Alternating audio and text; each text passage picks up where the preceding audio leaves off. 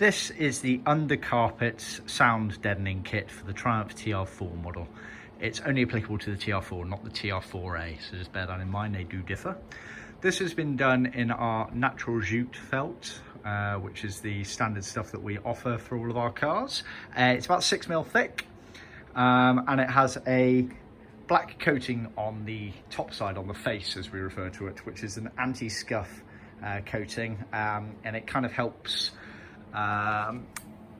keeping all the fibres together of the natural jute felt, and it also offers a bit of an extra layer in terms of the sound insulation itself. So it's as far as a natural jute felt goes for automotive, it's pretty premium. It's one of the best ones out there. Now, I'm not going to stand here and try and tell you that this stuff is better than the modern day equivalents, i.e. Dynamat, Dodomat, etc. It is not. This is in keeping with the era of the sort of 1950s, 60s, 70s, etc. We are looking to add the more modern day equivalents pre-cut kits to our range, but we're not quite there yet. But obviously do check our website for details on that, depending on the time you're viewing this video. But what we do recommend is that you always consider a felt kit like this dependent on the level of your restoration. So if you are using, say, Dynamat to line your car, which is a very effective material, there's no lying there, it's worth bearing in mind that a lot of the modern day ones, they are extremely thin materials, and you've got to always keep in mind that the carpets of these cars were designed, and all of ours have been templated from the original ones, with a certain thickness underneath the carpets. And so if you go and take away some of that thickness, you may find that the carpets don't actually fit in the car quite as nicely as they should do. So always bear in mind the thickness. We say anywhere between 5 and 10mm should be underneath your carpet. So a lot of people, even if they're lining it with the modern day Dynamats, they still use one of these jute kits to help with the fitment of the carpets.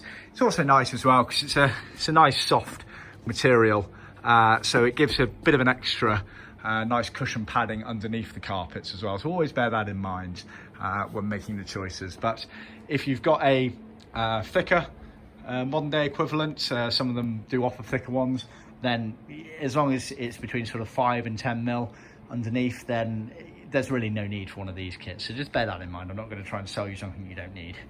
So the kit for the TR4, you get the front gearbox clutch housing. So the carpets, there's two sewn bits together that bend over, and you have a heel pad on the driver's side of it.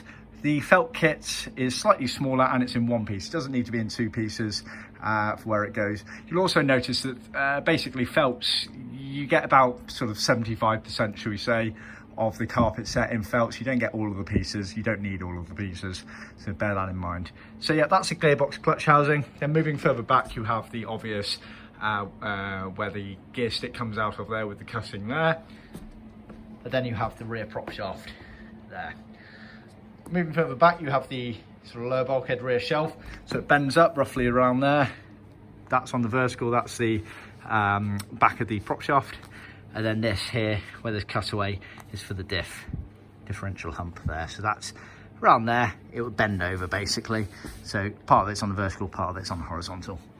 You then had obviously the front floor. So this is the left-hand front floor and the right-hand front floor. Obviously they curve slightly up like that in the footwell, as it were. All the cutaway there, that's for the speedometer cabling to go round. And then obviously you have the rear floors as well with the cutaways for the wheel arches. So bear in mind, this is the jute felt kit, and black is face up. So basically this would go, the felt, natural felt would actually go to the bodywork of the car, and then this would be on show and you put your carpets on top of this. In terms of gluing, I can see our handbook for more details. Basically, people go gung-ho. They go gung-ho and they start gluing everything to everything. We don't recommend that. Take it slowly. You can always add more glue. You can never take it off. And people get themselves in a hell of a mess. If you think about felts, it's fairly cheap material in the grand scheme of things compared to, say, Dulux wool carpets. These cars have a tendency to get wet and flooded out, etc. So you don't want to be gluing a load of your felts to your carpets. The felts will absorb the water and your carpets will get ruined because they're glued to them.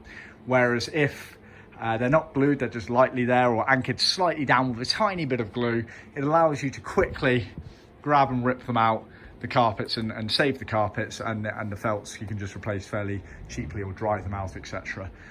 Also worth noting with the fixings. Fixings, obviously for the TR carpets, you use those circular pointy spike ones that go through the pile of the carpet and pierce through.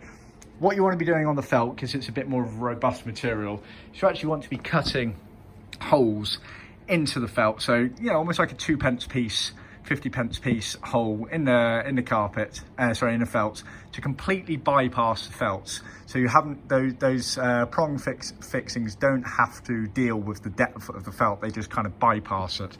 So bear that in mind as well when coming to fit. But yeah, I think that's about the lot I can say about our Jute felting kit. I'll just give you a close-up of it so you can see there. So it's got this coating on it, which is quite grippy, and it keeps everything together. They're all pre-cut to shapes. See our website for more details.